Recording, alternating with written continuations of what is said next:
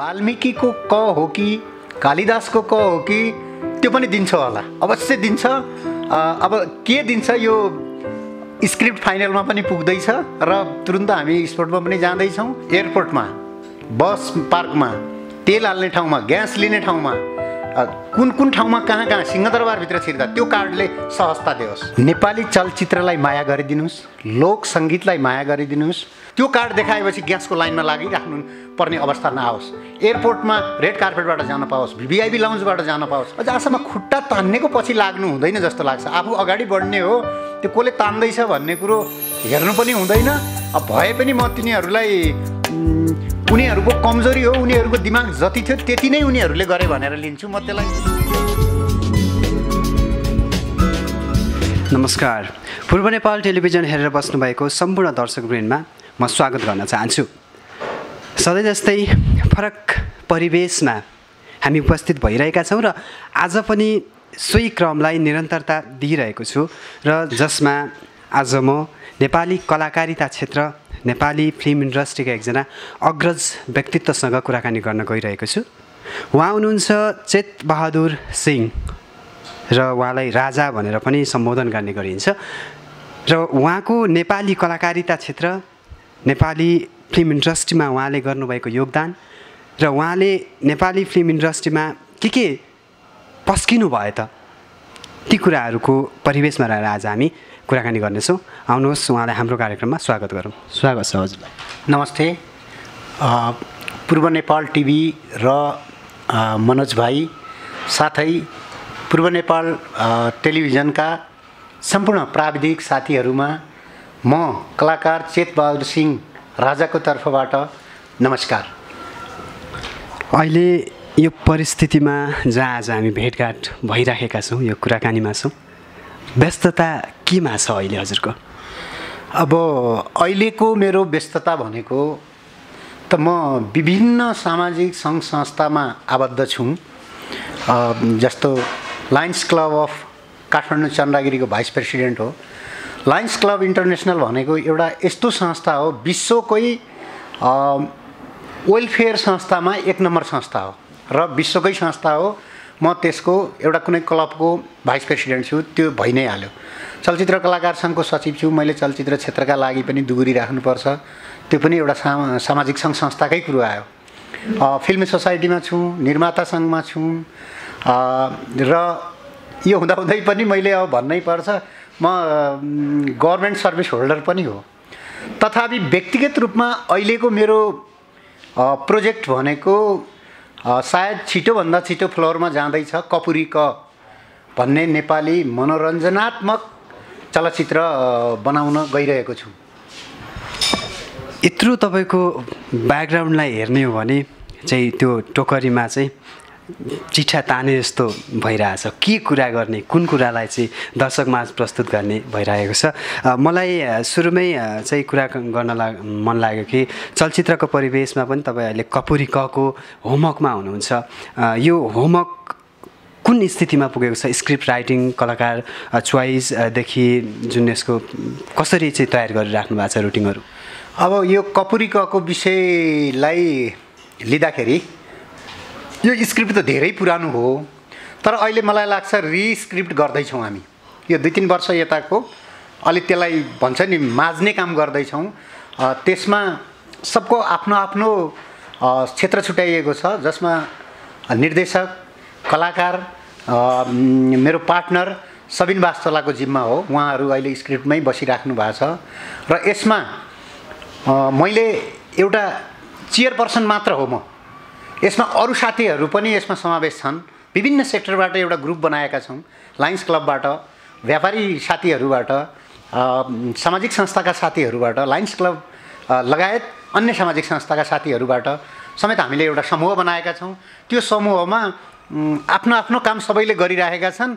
म त्यसको एउटा लिडिङ पोइन्ट चेयरपर्सन हो र फिल्डमा त्यसको जसले जे गर्नुपर्ने त्यो काम एकदम भइरहेको छ। कपुरी क एउटा शब्द नै एउटा निकै ठुलो पृष्ठभूमि बोकेको छ जस्तो भान हुन्छ नाम सुन्दा नै होइन, किनकि चाहिँ हामीले पौराणिक कुरा हेर्दा पनि वाल्मिकीले क लेख्नको लागि त्यो परिस्थिति निर्माण गरेकोलाई हेर्दाखेरि कको पृष्ठभूमि के हो? कपुरी कले दर्शकलाई र आम नेपाली फिल्म इन्डस्ट्रीलाई दिने के हो त? अब केही न केही त यसले दिन्छ। सबैभन्दा पहिले मनोरञ्जन दिन्छ, त्यो पछि वाल्मिकीको क हो कि कालिदासको क हो कि त्यो पनि दिन्छ होला, अवश्य दिन्छ। अब के दिन्छ यो स्क्रिप्ट फाइनलमा पनि पुग्दैछ र तुरुन्त हामी स्पोर्टमा पनि जाँदैछौँ। मलाई लाग्छ यो सम्पूर्ण कुराहरू जसलाई जे जिम्मा दिएको छ त्यसको फिडब्याक आइसकेपछि र शुभ मुहुर्त गर्दाखेरि हामी शुभ मुहुर्त प्लस त्यसको बारेमा कसरी जाँदैछौँ भनेर प्रेस मिट गर्छौँ, त्यसमा सबै कुरा आउने नै छ। यी तपाईँ कपुरी कका कुरा। अब तपाईँ चाहिँ नेपाल गभर्मेन्टको एउटा होल्डर, जब होल्डर मान्छे, यति धेरै तपाईँले काम गर्नुभएको छ कि नेपाली कलाकारितामा यति धेरै अवार्डहरू, राष्ट्र अन्तर्राष्ट्रको भ्रमण, त्यस पछाडि टेलिसिरियलहरू, फिल्मदेखि धेरै कुराहरू पस्किनु भएको छ, धेरै कुराहरू दिनुभएको छ। यो समयलाई चाहिँ कसरी म्यानेज गर्नुहुन्छ? कोही मान्छे चाहिँ एउटा जबले उसको जीवन त्यहीँ सिद्धिन्छ, तर तपाईँको त्यो जीवन चाहिँ त्यहाँबाट सुरु भयो कि भन्ने हामीलाई भान हुन्छ। कसरी व्यवस्थापन गर्नुभएको छ? अब यो कुरोलाई हामीले कसरी व्यवस्थापन गरेका छौँ भने, एउटा अघि नै भने चलचित्र क्षेत्रमा पनि मेरो टिम छ, सामाजिक सञ्जालमा पनि टिम छ र सरकारी सेक्टरमा जो म जब गरिराखेको छु त्यहाँ पनि टिम छ। सबैको सहयोग हो। जसरी हामीले चलचित्रलाई फ्लोरमा लिनको लागि सञ्चारकर्मी साथीहरूको ठुलो सहयोग हुन्छ, त्यसरी मलाई कार्यालयमा पनि अन्य साथीहरूले माया गरेका हुन्छन्। जसरी फिल्म क्षेत्रमा के कसरी काम गर्ने भन्ने विषयमा मैले नगई नहुने ठाउँमा, अभिनय नगरी नहुने ठाउँमा गर्नु पर्दाखेरि सकभर राजालाई बिदाको दिन पारौँ भन्ने हिसाबले जो मेरा सहयात्री साथीहरू छन्, टिमका साथीहरू छन्, गुन्जन एन्ड कुसुम फिल्म्सका स्टाफहरू छन्, उहाँहरूले मलाई पूर्ण रूपमा सहयोग गर्नुभएको छ। त्यही सहयोगले नै म सबैतिर मैले आफूले गर्नुपर्ने कामहरू गरिराखेको छु र सहयोग पनि भइराखेको छ मलाई। चलचित्र निर्माणको क्षेत्रमा तपाईँको हात अग्रज रूपमै हामी हेर्न सक्छौँ र नेपाली फिल्म इन्डस्ट्री डेभलप भइराखेको छ र नेपाली फिल्म इन्डस्ट्रीलाई चाहिँ एउटा उद्योगको रूपमा चाहिँ डेभलप भएको जस्तो लाग्दैन, किनभने यसको चाहिँ म्यानेजमेन्ट होइन, म्यानेजमेन्ट पक्षदेखि लिएर हामीले गसिपहरू सुन्न पाउँछौँ कि कतिपय चाहिँ कहिलेकाहीँ निर्माताहरू अप्ठ्यारोमा परेको, आर्थिक कुराहरूमा समस्या भएको होइन, विभिन्न कुराहरू हामी पाउन सक्छौँ। यसको विकासक्रम कस्तो छ? नेपाली फिल्म इन्डस्ट्रीमा फिल्मलाई चाहिँ एउटा उद्योगको रूपमा नेपाल सरकारको थ्रुबाट डेभलप, यसको चाहिँ कसरी मेकानिजम बनिरहेछ? तपाईँको के छ भ्यू यसमा? मेरो के छ भने हामी धेरै पहिलेदेखि नै नेपाली क्षेत्रलाई उद्योगको रूपमा पूर्ण तरिकाले नेपाल सरकारले मान्यता प्राप्त उद्योगको रूपमा दिनुपर्छ भन्ने लडाइँ हामी लडिराखेका छौँ। अब जस्तो कुनै एउटा सामान प्रोडक्ट हुन्छ, र मेटेरियलबाट सामान प्रोडक्ट हुन्छ, सामान प्रोडक्ट भएर सोरुममा जान्छ, सोरुमबाट एजेन्सी मार्फत, डिस्ट्रिब्युटर मार्फत बजारमा जान्छ, त्यो उद्योग भनेर परिभाषित गरिन्छ। तर फिल्म क्षेत्र पनि त्यही हो। जस्तो र मेटेरियलबाट स्क्रिप्ट हुन्छ, प्राविधिक साथीहरू हुन्छन्, इन्स्ट्रुमेन्टहरू हुन्छ, सुटिङ हुन्छ, त्यो पछि स्टुडियोमा आउँछ, गीतहरू मिक्सिङ हुन्छ, यी सबै कुराहरूलाई रेडी गरिसकेपछि एउटा फिल्म बन्छ, यानि कि त्यो एउटा प्रोडक्ट बन्यो, एउटा वस्तु बन्यो, एउटा चिज बन्यो। अब त्यसलाई हलहरूसम्म पुगाउन र दर्शकहरूसम्म पुगाउनको लागि त अब त्यहाँ डिस्ट्रिब्युटरको पनि आवश्यकता भयो भने अन्य व्यापारिक संस्थालाई उद्योगको मान्यता दिने, चलचित्र क्षेत्रलाई उद्योगको मान्यता गभर्मेन्टले अहिलेसम्म किन दिएन र दिनुपर्छ भनेर लडिराख्ने व्यक्तिहरूमध्ये हामी पनि हौँ। जस्तो म कलाकार सङ्घको 3वटा कार्यकालको कार्य समितिमा बसेँ, अहिले त म चलचित्र कलाकार सङ्घको सचिव नै छु। यसरी यी कुराहरू जाँदाखेरि हामी विकास बोर्ड मार्फत, सञ्चार मन्त्रालय मार्फत र अन्य कहाँ कहाँ पुग्नुपर्ने क्याबिनेटसम्म, प्रधानमन्त्री, मन्त्री परिषदसम्म पनि हामीले पहल गरेका छौँ। यसको कुनै न कुनै एङ्गलबाट उद्योगको मान्यता प्राप्त भइसकेपछि उद्योगमा पाउनुपर्ने छुट, कलाकारलाई हुनुपर्ने सुविधा, निर्मातालाई हुनुपर्ने सुविधा, निर्देशकलाई र सञ्चारकर्मी अन्य मित्रहरूलाई, त्यहाँ कलाकारहरूको मात्र हामीले नाम लिएका छैनौँ, सञ्चार क्षेत्र पुरैलाई लिएका छौँ। यो हुनुपर्छ भनेर हामी बारम्बार लागिरहेका छौँ र गर्छौँ पनि। र त्यसको एउटै उदाहरण के हो भने जो अहिले हाम्रो संविधान जारी भयो, संविधानमा चलचित्र भन्ने शब्द हामीले लेखाएका छौँ। त्यो भनेको हामीलाई केही न केही हामीले सफलता पाएको मान्छौँ। त्यस्तै हामीले सेलिब्रिटी कार्ड बाँड्न पाएका छौँ, बाँड्यौँ। त्यो सेलिब्रिटी कार्ड बाँड्नको लागि नेपाल सरकार चलचित्र विकास बोर्डले बाँडे तापनि पहल पूर्ण रूपमा निर्माता सङ्घ, कलाकार सङ्घहरूले गरेको हो र हामीले त्यसलाई सफल गरेर देखायौँ। अब त्यो एउटा सेलिब्रिटी कार्ड भनेर डिस्ट्रिब्युट भइसकेपछि मलाई लाग्छ 75 जनाभन्दा बढीलाई दिइसकेका छौँ हामीले। 2-3 प्रकारको बनाएको छ त्यो कार्डलाई अझ हामी कसरी परिमार्जित गर्दैछौँ भने त्यो कार्ड देखाएपछि ग्यासको लाइनमा लागिराख्नु पर्ने अवस्था नआओस्, एयरपोर्टमा रेड कार्पेटबाट जान पाओस्, भिआइपी लाउन्जबाट जान पाओस्। यी पूर्ण रूपमा हामी पहल गरिरहेका छौँ र सफल गराउँछौँ पनि। जसरी हामीले सेलिब्रिटी कार्ड दियौँ, त्यो कार्डलाई अब लागू गराउनको लागि गृह मन्त्रालयलाई पनि हामीले लेखेका छौँ। सिंहदरबारमा नरोकियोस्, एयरपोर्टमा नरोकियोस्, भोलि तेल हाल्ने ठाउँमा लाइन हुनसक्छ। त्यो बेला सेलिब्रिटी हो जस उसलाई केही सुविधा दिनुपर्छ भनेर उसलाई त्यहाँ भएका सेक्युरिटीका साथीहरूले अन्य पब्लिकलाई कन्भिन्स गरेर उहाँलाई अलिकति अगाडि जाने व्यवस्था गरियोस् भनेर यो हामी पूर्ण रूपमा पहल गरिरहेका छौँ। सबैभन्दा त हामीलाई यो उद्योगको मान्यता पाउनुपर्छ चलचित्र क्षेत्रले भन्नेमा लाग्यो। पहलको कुरा गरिरहँदाखेरि योभन्दा अगाडिको केही प्रेस मिटमा चाहिँ पूर्व उद्योग मन्त्री महेश बस्नेतले पनि केही कुराहरू भन्नुभएको थियो। अब चलचित्र इन्डस्ट्री चाहिँ नेपालमा उद्योगको रूपमा विकास भइसकेको छ, यो हामी ग्यारेन्टी गर्न सक्छौँ भन्ने आश्वासनहरू दिनुभएको छ। प्रोसेस कुन पोइन्टमा पुगेको छ? हो, आश्वासन चाहिँ दिनुभयो, तर त्यो लागू हुनु पर्यो। आश्वासन त अहिले पनि दिन्छन्। हामीले जस्तो चलचित्र नीति भनेर एउटा कमिटी गठन भएको थियो, त्यसमा दिनुपर्ने सम्पूर्ण दस्तावेजहरू यो हुनुपर्छ, यस्तो यस्तो हुनुपर्छ भनेर हामीले त्यो सञ्चार मन्त्रालयलाई बुझाइसकेका छौँ। अब त्यो सञ्चार मन्त्रालयमा पनि हामी बारम्बार पहल गरिसकेका छौँ। यादव खरेल दाईको संयोजकत्वमा भएको थियो, त्यसमा हाम्रो कलाकार सङ्घको अध्यक्षज्यू पनि हुनुहुन्थ्यो। अब हामीहरू पनि थियौँ। फिडब्याकबाट हामीले हाम्रो अध्यक्षलाई यो कुरा त्यहाँ भन्नुपर्छ भनेर कार्य समितिमै पनि निर्णय गराएका कुराहरू छन्। कतिपय कलाकारलाई के गर्ने, निर्मातालाई, पत्रकार साथीहरूलाई, चलचित्र पत्रकार साथीहरूलाई स्पेसली, यी सबै कुराहरू हामीले त्यहाँ समेटेका छौँ। मलाई लाग्छ सञ्चार मन्त्रालयसम्म पनि यो पुगिसकेको छ र त्योभन्दा अगाडि यो गभर्मेन्ट स्टाबिलिटी नभएको कारणले कहिले कोही मन्त्रीहरू चेन्जफेन्जको कारणले यो अलिकति ठाउँमा पुग्न सकेको छैन। यसलाई हामी ठाउँमा पुगाउँछौँ। क्याबिनेटबाटै निर्णय गराएर एउटा चलचित्र क्षेत्रलाई पनि इन्डस्ट्रीको मान्यता प्राप्त त भयो। त्योबाट हामीले बेनिफिट के ल्याउँ भन्ने कुराहरू आउँछ क्या। बेनिफिट भन्नाले कुन कलाकारलाई के पिरमर्का परेको थियो, कुन ट्याक्समा कुनमा फेसिलिटी पाउने र कुनमा छुट पाउने, यस्ता कुराहरू त हो नि। फेसिलिटी भनेको त त्यही हो। उसले अन्य आम नागरिक भन्दा कलाकार भएको नाताले केही कुराहरू उसले सुविधा पाउनु पर्यो राष्ट्रमा। यी कुरा हामी अझै पनि लागिराखेका छौँ। मैले अघि नै भने त्यो लागिराखे फलस्वरूप हामीले 2-3टा कुराहरू त पाइसक्यौँ। जस्तो सेलिब्रिटी कार्ड डिस्ट्रिब्युसनका कुरा, त्यो पनि एउटा ठुलो कुरो हो। सेलिब्रिटी कार्ड अहिलेसम्म थिएन नेपालमा। नेपाल सरकारले नागरिकता दिए जस्तै गरेर सेलिब्रिटी कार्ड दिएको छ। त्यो पाएर के भयो भन्ने पनि यहाँ प्रश्न आउन सक्छ।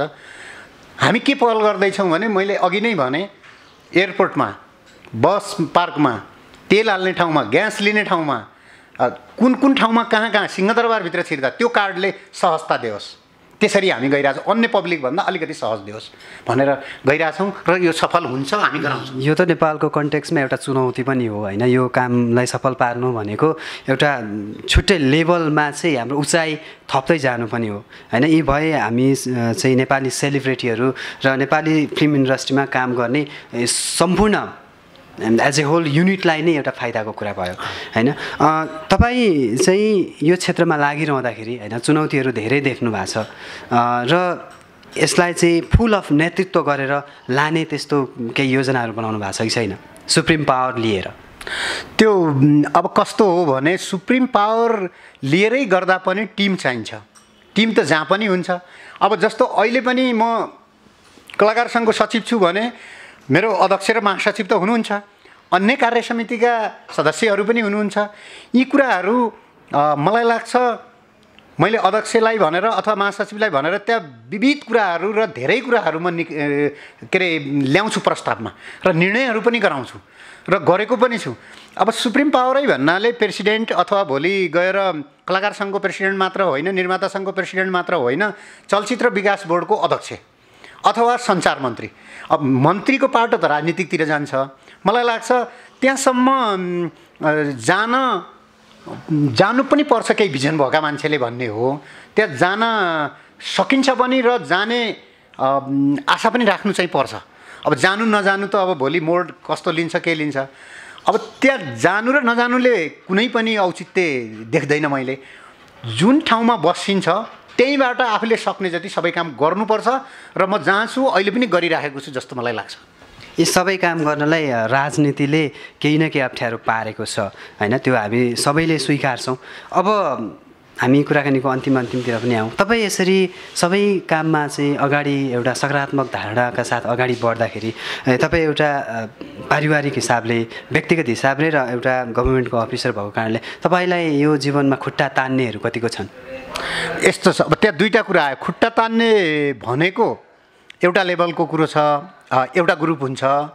जहाँसम्म पारिवारिक कुरोमा हो, परिवारलाई अलिकति टाइम कम चाहिँ भइराखेको छ कि जस्तो महसुस चाहिँ मैले गर्छु।